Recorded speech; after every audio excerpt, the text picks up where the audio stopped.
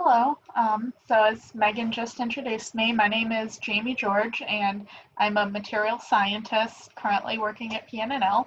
Um, I've been working with glass for, like she said, about 10 years, a little bit longer, and I'm just gonna dive right into this, explain what glass is, what vitrification is, define some of the words in the talk, and hopefully at the end of this, you'd have a good idea of, how we're planning on treating some nuclear waste and the work that PNNL does to improve the techniques.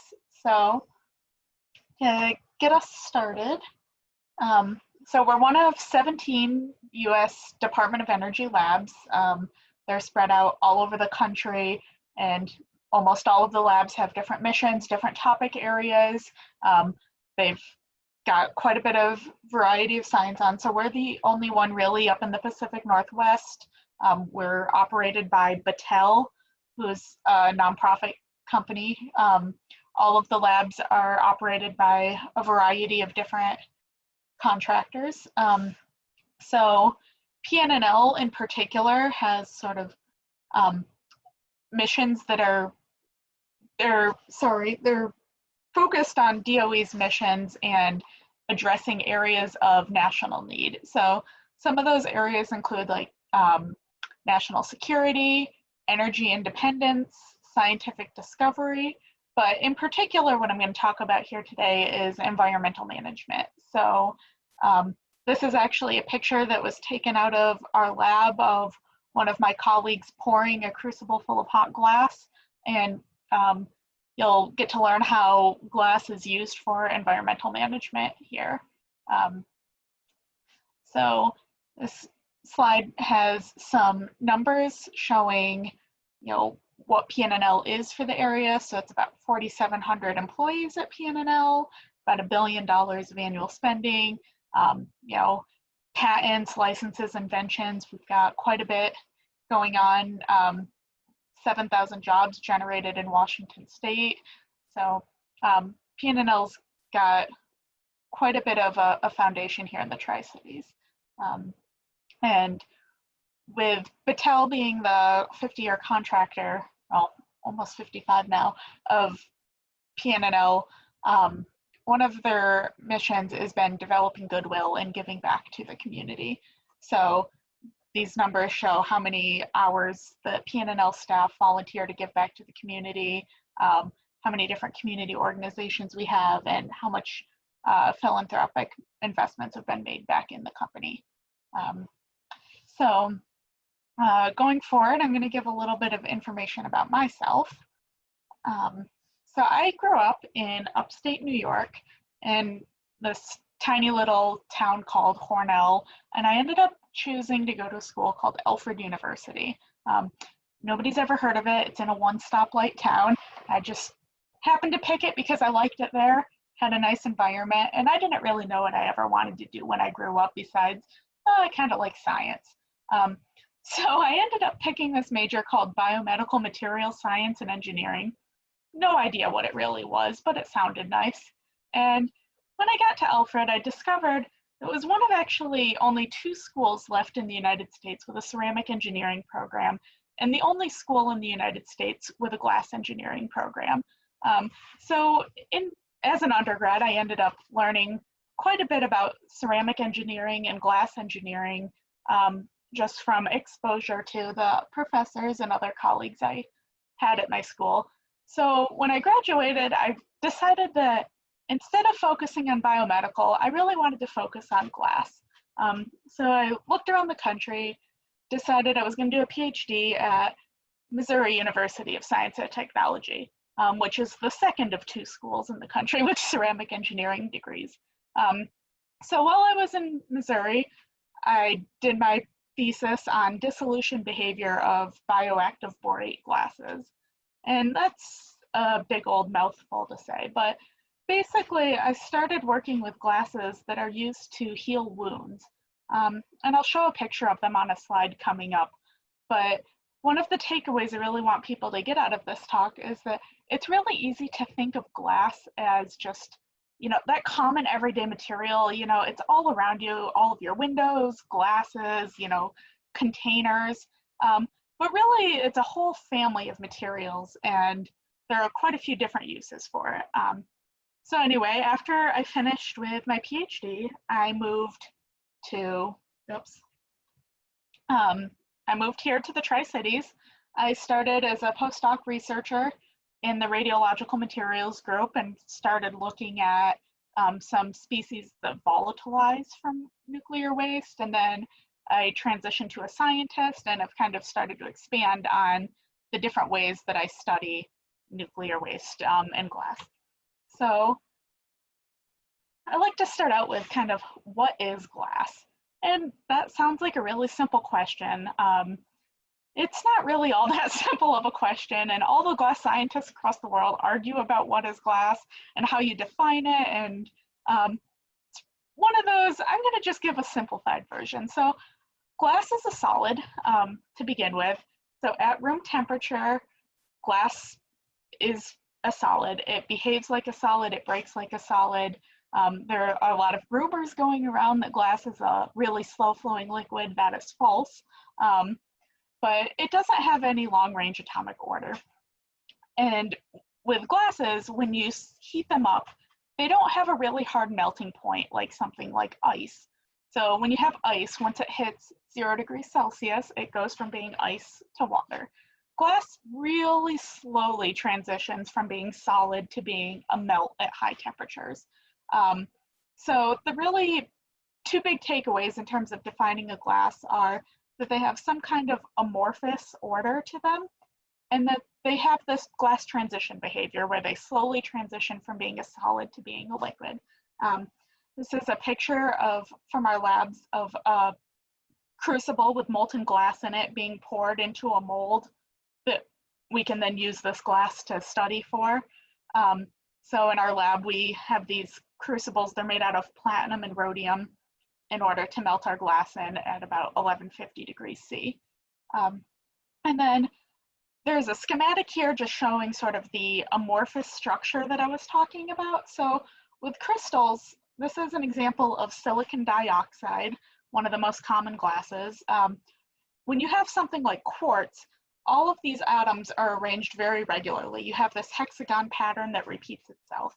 When you have a glass version of it, though, it's really a little bit more random. So it's not entirely random. You can see there's still always this black dot in the middle of these white circles. The black dot being silicon, the white circles being oxygen, where these building blocks are all the same. You've always got a silicon surrounded by oxygen in the same configuration. Just all of those building blocks are thrown together differently. So in a crystal, you have these triangles that repeat very regularly. In a glass, they repeat. There's like some regularity to them, but it's overall amorphous. And that really is how we can tailor properties of glasses. So I got into this a tiny bit on the previous slide, but the question comes, what is glass made out of? And the most common thing that people know is glass is made out of sand. It's made out of silicon dioxide, but there are other glass forming systems, and there are other things you add to glass. So for example, silicon dioxide on its own melts at about 2000 degrees Celsius in order to make a glass. We don't have furnaces that melt at 2000 degrees Celsius. That's a pretty unreachable temperature for processes. So we add things to glass that can lower the melting point. So something like sodium oxide or potassium oxide, or not in recent years, but in previous centuries, lead oxide could be added to reduce melting temperatures of glass. If you add just 20% soda to a glass, you could probably cut the melting point by about 800 degrees Celsius. There are property modifiers, so I'll get into this a little further on, but there are a lot of different properties of glass that a scientist might want to change, and there are some materials you can add to, do that how you would like. So calcium oxide and aluminum oxide are really good examples. There are colorants in glass, so they're really minor constituents. just a tiny bit of one of these elements can cause a pretty drastic change of color to a glass. So like, a good example is like if you ever look at the side of like glass display shelves, you'll notice they kind of have that bluish green tinge to them. That's just from iron impurities in the sand. Glass makers try really hard to get rid of these colorants because they want to make perfectly clear glass, but you're almost always stuck with some. And even adding just, maybe 0.1% of cobalt oxide can make a really stunning cobalt blue glass, as we call it. Then you can add fining agents to glasses. So by default, when you add all these glass powders into a melter, it's probably going to be filled with bubbles. And you don't want bubbles in the middle of your glass, like, especially a window that's meant to be clear and you can see outside of it. So fining agents can be added to help remove bubbles during the melting process. On a commercial scale, recycled glass is actually one of the biggest components added back in. It lowers the energy needed to make new glass. So if manufacturers can get their hands on any recycled glass, they can just feed that right back into their melting systems. And I'd mentioned sort of before that silicon oxide is sort of the most common glass former. Boron oxide is probably about the second most common. The phrase borosilicate glasses is often heard of. So Pyrex is a borosilicate glass, meaning that it's made out of both B2O3 and SiO2. And it's known for having a very low thermal expansion coefficient. So glass beakers that you want to put over a Bunsen burner and not have them break because they've expanded too much, or old Pyrex bakeware, are borosilicate glasses. And that's what nuclear waste glass primarily is. It's a borosilicate glass. And I'll get into that a little more later as well. So I already talked about this some, but glass is a whole family of materials. It's, like I said, really easy to just think, oh, all glass is the same. Like there's not really any difference in the glass you have in your life. But a lot of glass, even though they don't look different, can be really carefully tailored in order to get certain properties. So the glass composition is what goes into a glass and what it's made out of, like what chemicals or which elements are in there. And then that can help control the properties. So one of the really good examples I like to give is something like Gorilla Glass, where Corning actually developed this glass back in like the 1960s, and then it sat just like in their vaults for about 40 years. It was expensive to make. They didn't have any need for it, but it was a cool glass. It was really hard for them to break it, and nobody was ever going to pay money for that. And then in the mid 2000s, when the world of smartphones and LED or LCD TVs came about, Corning realized that they could bring this glass that somebody had developed out 40 years ago and start marketing it and making it for an application where the properties fit. So the glass, Gorilla Glass, it's used in a bunch of iPhones and Samsung phones, it's developed to get quite a few different properties. And so first, it's very tough, meaning that it doesn't break easily. So if you drop your phone, it theoretically won't crack as easily as a normal glass. It has to be able to be made really thin with no visible imperfections. It can't have any kind of water corrosion. So you don't want, your glass to start looking frosted. Like if you run glasses through the dishwasher a bunch, they start to look frosted and scratched. You don't want your phone to look like that. So the type of glass that's making up a cell phone screen is really quite a bit different than the types of glass that you might be drinking out of. The second picture here is what I did my PhD dissertation on. It's, like I'd said before, it's a wound healing glass. So normally when we think of glass, we think of something that, like, it doesn't dissolve at all in water, right? Like, you've got glass windows, they get rained on every day, and they last for like hundreds of years. The glass in this picture dissolves in a few days. So this glass is primarily made out of just B2O3, boron oxide, and it has calcium in it, which is used a lot in your body for different things. So this particular glass was developed to help with wound healing because it acts as sort of a foundation for if somebody has a wound like a diabetic ulcer or some other large wound that isn't healing. It mimics your body's structure to heal wounds, and then it encouraged blood vessel formation to bring in new blood and new nutrients, which allows it to heal. So this glass is very different from the glass we normally think about, but in many ways it behaves very similar from a study point of view. And then the third picture I'm showing is a piece of waste glass, simulated waste glass, that really just looks like a big black chunk of glass. So I'd mentioned on an earlier slide that really just a little bit of certain elements can cause a big change of color in a glass. I'll get to it here in a minute, but waste glass has a lot of those elements, which just tends to make it very black. So a little bit of background about the Hanford site. So this is just north of Richland, Washington, for those of you who are joining in from other locations. But the Hanford site is where plutonium was first produced starting in 1943 for during World War II, and where it was produced for the big boy bomb that ended up being dropped to end the war. Continued to be produced there until the 1980s. So we had 9 different reactors at 6 different sites. If you are local, you can do a B reactor tour, and I highly recommend that if you ever get the chance. It's really fascinating to see inside of them. But basically, for 40 years, while they produced plutonium and they were figuring out the different processes for making plutonium, they were generating all of this waste.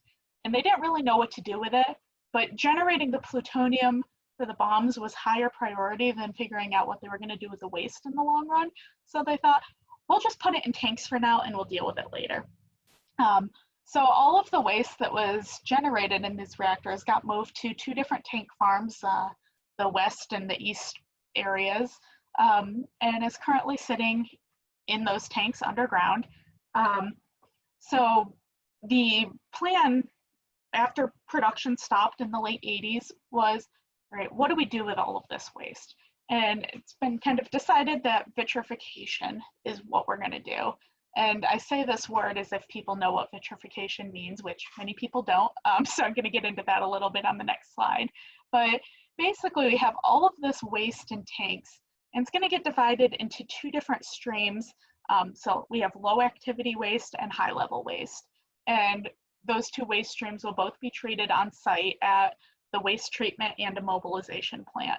And then this is a picture of the WTP under construction.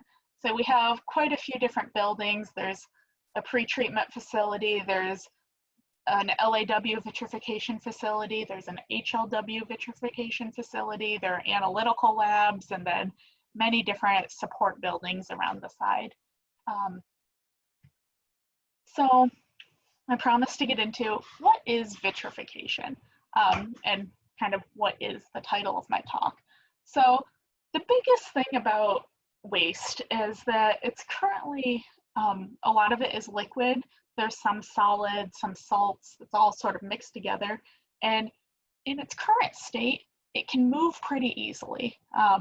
So if a tank were to leak, then you'd be able to get waste that could leak into the, say, the Columbia River and be transported easily. We want to make that waste not be able to be moved easily. So we immobilize it, we fix it into place. So we want the solid and liquid nuclear waste in the tanks to be immobilized so that it can't travel somewhere where it's not desired, like the Columbia River. And then vitrification is the process of converting a material into glass. And by far, one of the biggest misconceptions, which I also had myself until, I pretty much had started at PNNL, was I imagine, oh, we're gonna put waste in glass. I imagine like a beer bottle or a root beer bottle filled with liquid. You've got a big glass container and the waste inside of it. That's not really the case at all. We're actually turning the waste into glass. It's kind of like what makes your bottle brown. You can't just pull those individual atoms out of the glass itself. They are chemically bound in there, and it's all one homogeneous unit. So don't think of liquid in a bottle, just think of like what the bottle's made out of, what's making it brown, what's giving it different properties. And then this over here on the left is just sort of a schematic showing how those atoms that are radioactive are actually chemically bound into the structure, where you've got glass forming chemicals and glass property modifiers totally surrounding these atoms and making chemical bonds. So a good question is, why is glass used for waste immobilization?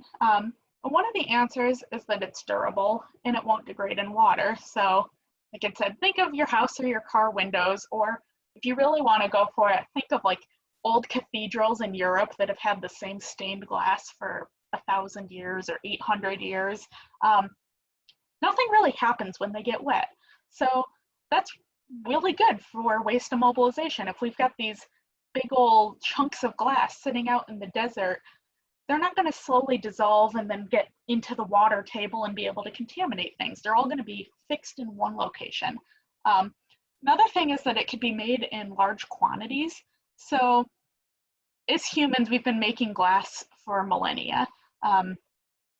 It's actually a very old technique that has been around for, like I said, literally millennia. We've gotten really good at making glass. You know, we can make large quantities of it. If you've ever had a chance to look up like a video for a commercial glass melter, they're like the size of swimming pools. They're, you know, 6 feet deep of glass. They can pull out 50 bottles a second. And I'm really not exaggerating that. It's like so fast when you're watching it in real time, it's blurred.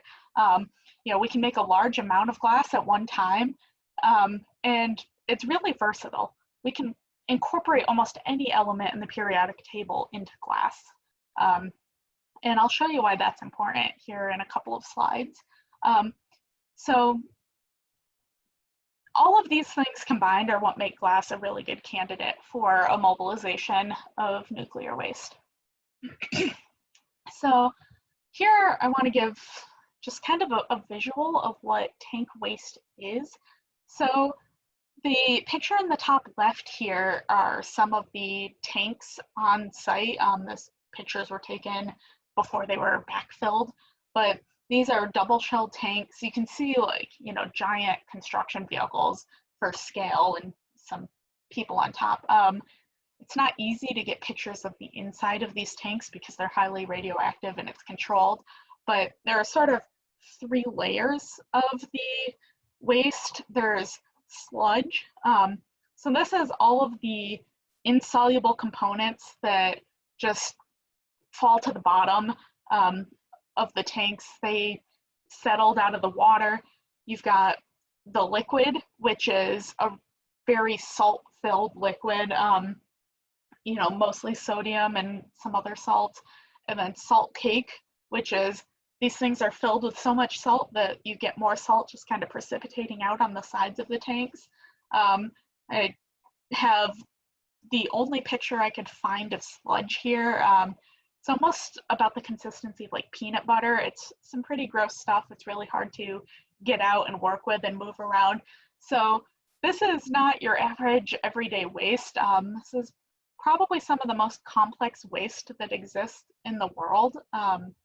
Almost every other nuclear site has a more simplified version of their waste. So since the Hanford site was the first, they have quite a few different waste streams from different processes they tried out before other places were able to sort of perfect it and get a much more unified waste stream. So it's a really complex problem. And I said I was going to get into what is in the waste. So this picture represents sort of by volume visually what is in the waste. You can see that the biggest component by far is sodium and nitrate. It's listed as nitrogen, but it's always pretty much in some kind of nitrate or nitrite form. It's a salt. And then the other most common things are pretty much the most common elements in the periodic table: carbon, aluminum, phosphate, and these are all as oxides.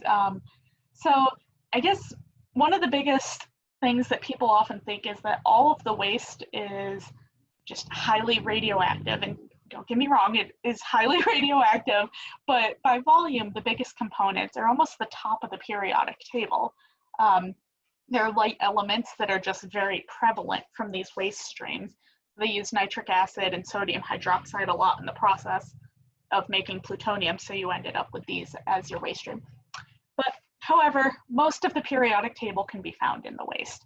So if you look at this particular periodic table, you can see that something like 80% of the elements are found in the waste. So everything that's labeled green there can be found in our waste stream. So that's why we are really interested in glass, which can be versatile and have a lot of different things incorporated into one common structure. And then also marked here are just some of the glass forming chemicals that are used, and I'll show what those are coming up. But now that you've seen that this is mostly sodium nitrate in our waste form, it kind of gives a better sense of what these salt cake images are that I was showing on the previous slide. So in terms of that waste, it's going to be separated into two different streams. So I'd mentioned before that we have low activity waste and high level waste. So low activity waste is, it's about 90% of the waste volume and about 10% of the activity. So almost all of the incredibly radioactive ions will go into the high level waste. And the low activity waste is mostly that salt and liquid phase. So in terms of separating those out, the two different waste streams will go through multiple steps before they go from the tank into the vitrification plant. So I've kind of shown a simplified version. Like the first thing is that filtration will happen. So most of the incredibly radioactive things are in the sludge, which is more solid. So you can just do filtration to separate out the liquid and salt phases from the solid phases. And that's the first step of treating the waste before getting your high versus low activity waste. But the biggest problem there is cesium-137. So cesium is water soluble, but it's incredibly radioactive. So ion exchange removes cesium from the liquid waste and redirects that to high level waste. And there are a few other steps that could be done in order to change the waste stream, but those are the two important ones. So after the waste has been treated before being separated out between either the low activity waste melters or the high level waste melters, you end up with these two steps, filtration and ion exchange. So how does vitrification work? The waste is mixed with glass forming chemicals, and then it's fed into an electric melter. So it's sort of shown a schematic here. And to start with, this is what a simulated low activity waste is. So this would be waste that has already gone through the filtration and the ion exchange. In our lab, we primarily work with simulated non-radioactive materials because we care more about the sodium and the sulfate and the chromate and the non-radioactive elements in terms of figuring out our glass properties. So once you have your simulated law, you add glass forming chemicals in order to make your slurry feed. So I'll show this a little better on the next slide, what the slurry is. But once you add your glass forming chemicals like silicon dioxide and boron oxide, and everything that was marked is either red or blue here, those form this slurry. It's like a pasty liquid that gets fed into a melter. So this is an actual picture of the low activity waste melters that are installed out at the vitrification plant.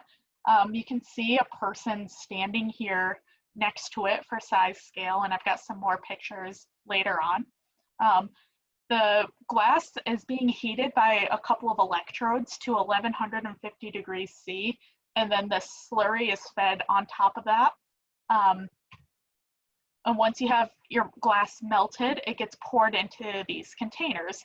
So the schematic diagram's a little funny shape, but this picture down here in the bottom right shows the two types of containers. So they're made out of stainless steel, and the molten glass just gets poured into them to basically solidify. So these are essentially molds. The really tall, skinny ones are the high-level waste canisters. They will be sent to a geologic repository. And if you're wondering why they're different shaped, these tall, skinny ones are what the original geologic repository specified for the shape, so everything was planned around it. And then these short, fat ones are the low activity waste glass. And those will be disposed of at what they call the integrated disposal facility, which is out on the Hanford site. It's this big concrete block. These steel containers filled with the glass are just going to be put out here on the concrete and then backfilled with more concrete. And those particular canisters, since they're low activity, you could actually stand next to them and not get any kind of significant dose of radiation. So a person can actually touch these containers and work with them, where the high level waste, everything has to be done remotely, you know, through mechanical means with robots, pretty much. So this is sort of the picture I was mentioning about our slurry feeds. So when we have the simulated low activity waste, it's a really salty, pretty much aqueous solution made out of water. This one in particular is very yellow because it has a lot of chromate salt in it. And when we add glass formers, they're basically all white and brown powders, except iron oxide, which commonly known as rust, likes to turn everything this lovely rust color. So our whole labs are pretty much stained rust colored from working with this.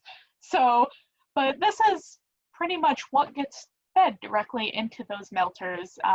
It gets fed in as a liquid, so the melters have to evaporate all of that water, and all of these different chemicals end up mixing with the salts that are in the waste until they form this nice homogeneous glass. So showing here a kind of a cartoon schematic of what is a glass melter. So both the low activity waste and high level waste melters are a little bit different in their design specifics, but the general melters are the same. A melter, it's first made up of refractory brick. So if you've ever seen like a brick oven pizza that has fire brick or something along the outside of it to keep the heat in, that's basically what glass furnaces are made out of, just this solid brick and then porous brick to keep all the heat in. And then our waste melters have electrodes. So those are shown on the side of this, where in order to melt our glass, we basically send a really high electric current through the glass until it heats up enough to be melted. And in our particular melter system, that slurry gets fed in from the top, and it starts to cover the surface of the molten glass while water is being evaporated. All of the heat is in the glass pool just from those electrodes that are heating up the molten glass. We have bubblers that are coming in from the top that will help. They basically help mix the glass. So we don't care if we have bubbles in our glass. So, you know, you don't want bubbles in your window glass. We don't care if we have bubbles in our waste glass, but it helps mix it. So when you have these bubbles going through, everything starts moving more in the glass melt. And then the cold cap is what we call where that slurry feed is all reacting on top of the glass. We call that a cold cap, and that's one of those things we study a lot. But in terms of pictures here, I've actually got a picture of some workers standing in the middle of the low activity melters, laying down that refractory brick.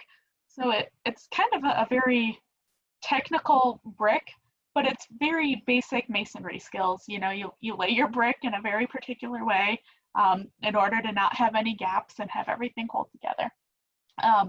And then electrodes have to be placed through that refractory. So these are pretty significant builds. You can't just toss one of these furnaces together in no time. But we've already installed a couple of the first melters for the low activity waste facility. And eventually that refractory will probably be corroded away by molten glass. So every time you pass new glass through, you end up with the refractory gets eaten away some. And the melters are actually designed to be able to just fully replace them. So they can slide a melter out, dispose of it, and then put in a new melter to continue operations. So some of the work that we do at PNNL, and that I specifically do, is to focus on that cold cap. So I wanted to show some actual pictures of what this process looks like. So in our lab, we have what we call a lab scale melter. So instead of being, one of these melters that's bigger than a person, our melters are about 5 inches across, 5 or 6. And we can make a little pool of molten glass and we feed slurry on top of it and look at how much the cold cap foams and reacts, and basically try to understand this melting process. So the reason that's important is some of these slurries, when they start reacting, they can foam to about 20 times the glass volume. You can sort of see a broken picture here with these giant cavities that are 1 centimeter, 2 centimeters, sometimes even bigger across. And when you have these really big foam layers, you don't want to have to worry about this, the glass overflowing or foaming out of the melter. Another problem you can get is sometimes that foam creates like a layer all the way across your melter. We call it bridging, where it bridges from one wall to another. And that can really be a problem for melting because the only heat source we have in our entire melter is the pool of molten glass. So if we have this foam that's no longer touching the molten glass, it's no longer getting hot enough in order to melt, and it's just forming this big solid brick in the middle of your melter that's slowing down your process. So we really need to understand why some feeds foam more, why others don't, and really try to be able to control that so we can understand how to process this glass better in the melters. So another issue here is that gases are released when all of these chemicals react. So we have, nitrates that are being released from our salt. We have carbonates that are being released, but also sometimes the radioactive components can be volatile. So technetium is one of the best examples where it can end up being volatile. So if you have too much gas reacting and your technetium can incorporate into those glass, now we've got volatiles of radioactive things. So now you have to take your gas phase that was all produced during your melting process and treat that, remove any technetium that went to the gas in order to do an off-gas treatment, and then work that back into the cycle, which can make your cycle less efficient in the long run. So we have quite a few things that we consider when we study these feeds. So I'd already mentioned that these law melters they're designed to be replaced. So when the melters actually, they reach their lifetime, they will be slid on these tracks. Just you can slide it out and put a new one in place and slide it in. The picture in the upper right is showing what we call the discharge dam of the melters. So I keep talking about this pool of molten glass and the slurry going in. Well, you have to remove glass from the melter at the same rate that you're feeding new material in so that it can continue and go on in a nice continuous process. So these are on the other side of the melters, the discharge dams, and that is where the glass will be removed from the melter. So you've got basically this lever arm with the discharge dam, and underneath it will be those steel containers or canisters that we talked about. So you've got the molten glass dripping into those containers while new slurry is being fed in. This is a continuous process. It's really designed to just keep going nonstop. It's not a stop and go. You really want to just keep it operating as long as possible. We don't quite know what our lifetime is entirely going to be like in terms of our melters, but for an example, most commercial glass melters, they plan on operating for 10 years. Once they build a melter, they turn it on, it's not getting turned off for 10 years. And if they have to turn it off before that, it's a huge financial setback. And anytime they can get out of that extra is, golden. So the glass process is really not something you can stop and go easily when you're trying to work up to 1100 degrees Celsius. This is just another picture of the inside of the melter so you can get a feel for how big the glass pool is. Got a few people standing on some equipment off to the side, but the refractory brick are almost all in place. And this is going to be the giant pool of molten glass on the low activity waste melter.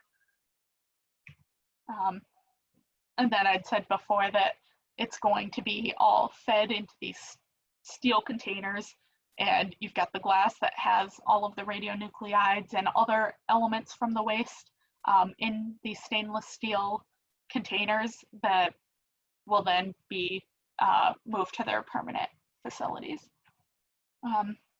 So one of the biggest things that we want to be able to do is basically process glass faster. We'd ideally love to have as short a mission as possible. If we can shorten the mission, we basically make it so that it's costing less money to take care of this waste, cost less taxpayer dollars. But we have quite a few things we need to consider that. So the higher waste throughput means a shorter mission, and a shorter mission is just safer for the people who are working there, less chance for anything to go wrong. So one of the things we have to consider is the melting rate of a glass. I'd mentioned sort of before that silica has a really high melting point, so does zirconia. So some glasses might have a harder time melting at 1150 than other glasses. Maybe a glass that has more sodium, which has a lower melting point, will have a lower viscosity. It can flow better, and we can process it faster. So the melting rate of any particular glass is going to be one of the things that we can influence. A second factor is waste loading.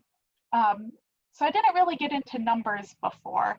When I had mentioned we have, that liquid simulated low activity waste, and we have all those glass forming powders, the ratio of those is something that we would love to get as much waste to as little glass former as possible. So if you have something like 100 pounds of waste and you can only do 25% waste loading, then in order to make that, you're going to have pretty much 4 times the amount of glass as you had waste. If you could do it 50%, it's only 2 times. If you have a really bad waste loading of something like 10 or 15%, you've almost have a tenfold order of how much glass is produced. So one of the goals is to make as little glass as possible, because one, you can melt it faster, but also then you just have less of this radioactive waste glass sitting around for the next, tens of thousands of years. And then the last thing is really operational efficiency. So pretty much is the melter on? So I'd mentioned before that, the glass will eat away at the refractory. If you have a lot of glass that is eating away at the refractory faster than normal, and you have to replace your melter more often than you had planned, then if your melter needs to be shut down, you're not making any glass. Your waste throughput is 0. So all of these things are kind of some of what we consider when we're designing glass compositions to be melted and sort of planning everything. And then my last slide here are some of the things that we consider when we study vitrification. So this is sort of primarily the work that my group does, apart from understanding the melting rates, but kind of performance alongside all of the processing. So I'm mostly focused on processing today, but so maybe we do things like design glass compositions to increase the waste loading. We measure the properties of the glass. So properties like viscosity might not be too important. It needs to be of a viscosity that we can pour it. You know, you don't want a glass that's so thick that you can't get it out of the melter, because then what do? You've just got glass stuck in your melter. But we also need to study the chemical durability of a glass. So we need to make sure that the glass isn't going to degrade at too fast of a rate and cause, you know, problems 150 years from now. We're really trying to come up with a solution that is a one-time problem. We don't want, you know, 2 generations from now to have to look back and say, you know, oh, we need to redo this because everything's not good enough. We need to investigate like how the glass is going to corrode the melter and predict problems that might come up during melting. And just all of these are sort of a juggle that the glass scientists at PNNL do in order to help improve the vitrification plant and be able to predict things that are going to happen with the different glass compositions.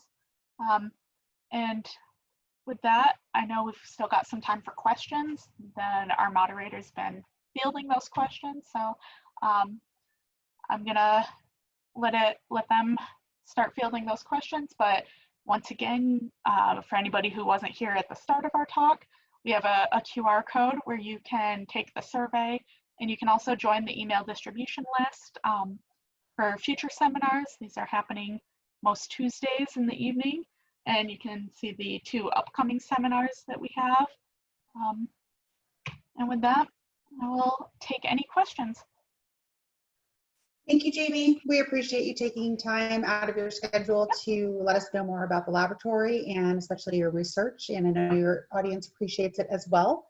We have 37 people joining us tonight, and they do have some questions for you. So I'll just go ahead. I kept seeing that chat thing pop up. Yep, just ignore that. We've got you taken care of. Yep.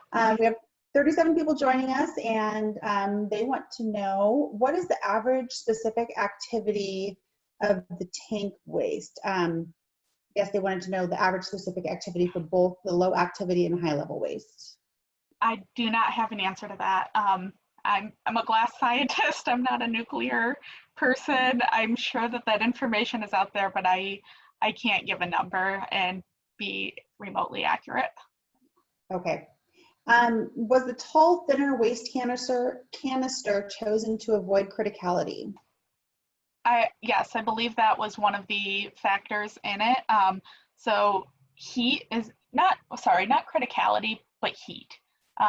So the glass is primarily non-radioactive elements. So they're going to be 40% silicon oxide, 15% aluminum oxide, 25% sodium oxide, but the heat is definitely a concern. Especially, we don't want to be heating the glass, above the glass transition temperature where it's starting to melt.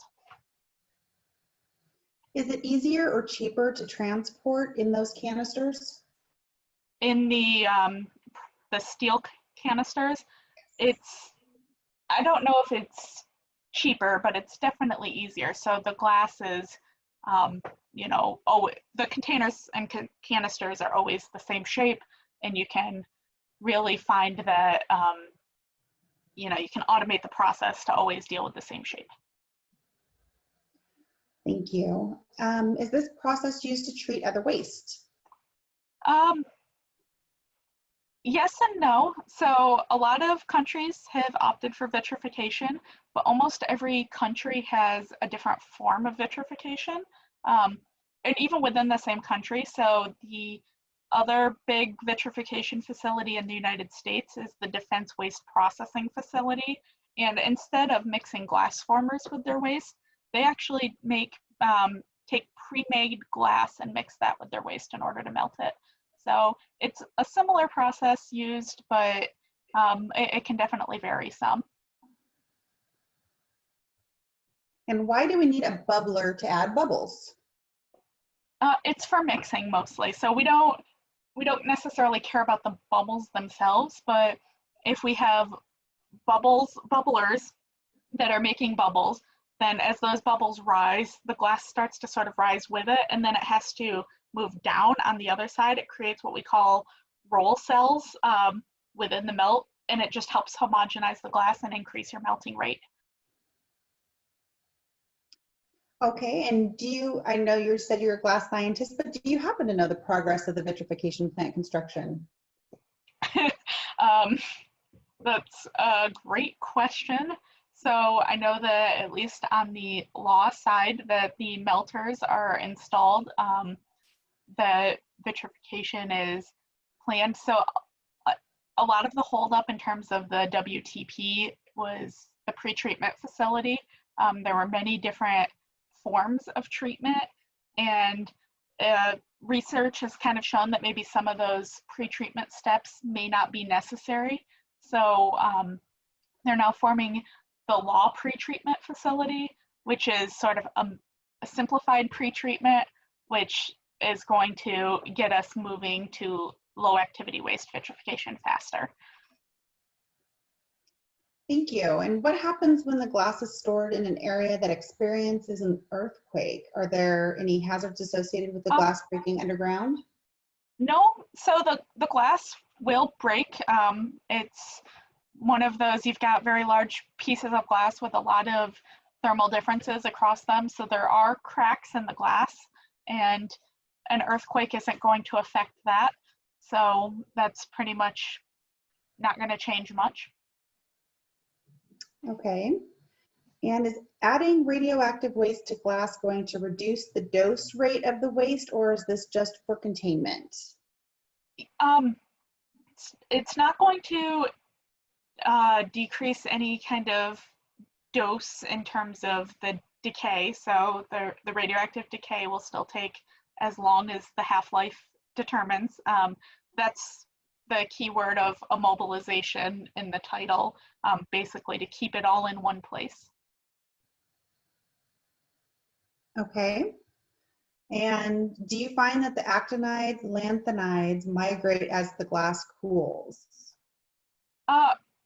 So I don't think that that is the case, because we generally study glass that has already cooled. So our structural information that we know about glass is based on glass that has already cooled. But from my previous experience, not with waste, but just with lanthanides being worked into glass structures that are non-radioactive, lanthanides work really nicely into the structure and they don't move much, because most lanthanides are surrounded by 8 oxygen. So you've got 8 really tough chemical bonds to break in order to make them move. Okay. Are scientists looking at any other ways to recycle the waste byproducts in a safe way? Yes, so we have some people in our group who look at grout, which is kind of a concrete or a cement waste form. And apart from being the tanks in the waste, apart from the waste in the tanks, we also have a lot of secondary wastes that need to be considered. Like, what do you do with an empty tank? You can't toss an empty tank into a melter. First of all, they're bigger than the melter, but second of all, just from that perspective. So grout is often considered even for secondary. I'm not in any way a policy maker. I just am here doing the work that's being dictated by the people who decide the policy. So I don't want to comment on that. Do you need to adjust the glass chemistry to accommodate the chemical variations of the batch sludges? Absolutely. So I had mentioned that the Defense Waste Processing Facility uses pre-melted glass with their waste, and they have the luxury of doing that because they don't have too many different batches coming in. So they make a glass frit that gets mixed with a batch, and then they have to do that again in a few years when they have a new composition. The reason that we work with the glass forming chemicals directly is that every single batch that comes in is going to need a different set of chemicals being mixed in order to get glass compositions that have the right properties. Okay, and I think we have time for one last question. What is the volume ratio like between input waste and output vitrified waste? So that's a good question. I don't have necessarily an exact number, but I have a few numbers that'll help, I guess. So one of our, I think our kind of target average waste loading is about 40%. Like if we could get on average 35 to 40% waste loading, then that's about what we'd expect. So in that case, you would need about 2.5 times the amount of glass versus the amount of waste that came in.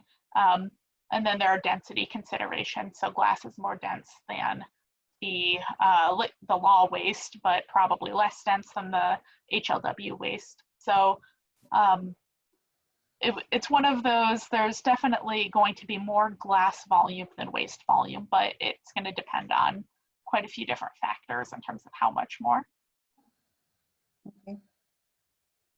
Well, thank you. Thank you, Jaime, for taking time out of your schedule to share your research with the community. Thank you, everyone, for attending tonight's seminar. Jaime, if you can go back one slide, I'd like to remind everyone that we do have 2 more seminars coming up, and we do have that survey link. It would be great if you could take that brief survey and also sign up for our future seminars so that you can be notified of the next ones. Our next one is Tuesday, June 9th. Soils Are Alive by Aditi Sengupta.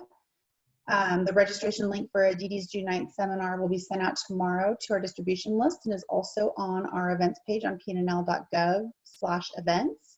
So again, thank you so much to everyone who joined us tonight. We hope to see you virtually at next week's or the June 9th seminar, and we hope everyone has a great evening. Thank you.